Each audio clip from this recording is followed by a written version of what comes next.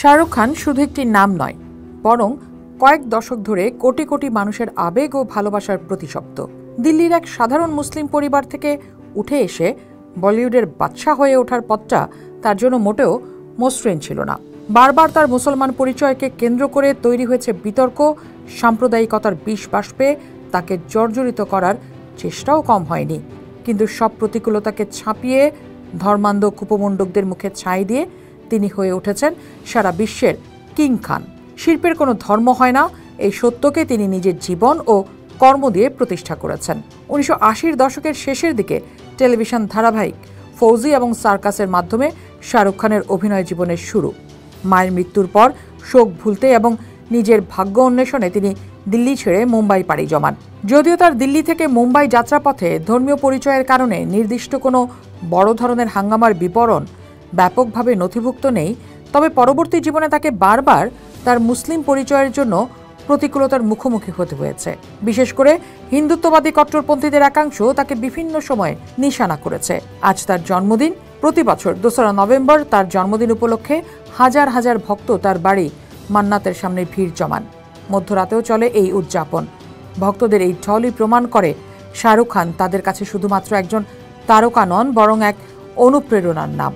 তিনি বাড়ির বারান্দায় এসে ভক্তদের দেখা দেন, হাত নেড়ে তাদের ভালোবাসা গ্রহণ করেন, যা এক অলিখিত প্রথায় পরিণত হয়েছে। এই জনসমুদ্র আসলে ধর্ম বর্ণ নির্বিশেষে এক শিল্পীর প্রতি মানুষের নিখাদ ভালোবাসারই বহিঃপ্রকাশ। তিনি একবার এক রিয়েলিটি শোতে বলেছিলেন, আমার স্ত্রী হিন্দু, আমি মুসলমান, আর আমাদের বাচ্চারা ভারতীয়। তার কন্যা সোহানা যখন স্কুলে ধর্মের ঘর পূরণ করার বিষয়ে জিজ্ঞাসা করেছিল, তখন তিনি বলেছিলেন যে তারা ভারতীয় এবং তাদের কোনো ধর্ম নেই। শাহরুখ খান তার জীবন ও কর্মের মাধ্যমে বারবার প্রমাণ করেছেন শিল্পীর প্রকৃত পরিচয় তার শিল্পে, ধর্মে নয়। তিনি নিজে একজন মুসলিম হয়েও ভালোবেসে হিন্দু ধর্মাবলম্বী গৌরীকে বিয়ে করেছেন। তাদের সংসারে 3 সন্তান, আরিয়ান, সোহানা এবং আব্রাম।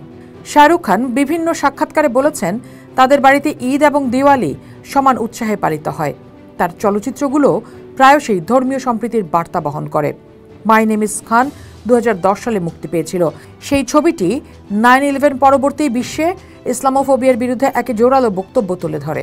এই চলচ্চিত্রে তার অভিনীত চরিত্র রিজওয়ান খান বলে, আমার নাম খান এবং আমি সন্ত্রাসী নই। এই সংলাপটি বিশ্বজুড়ে ব্যাপক প্রশংসিত হয় এবং ধর্মীয় বিদ্বেষের বিরুদ্ধে একটি শক্তিশালী বয়ান হয়ে ওঠে। চাক দে ইন্ডিয়া 2007 সালে মুক্তি পায়। সেই চলচ্চিত্রেও কবির খান চরিত্রটির মাধ্যমেও তিনি দেখিয়েছেন কিভাবে ধর্মীয় পরিচয়ের ঊর্ধ্বে উঠে দেশের জন্য এক হওয়া যায়।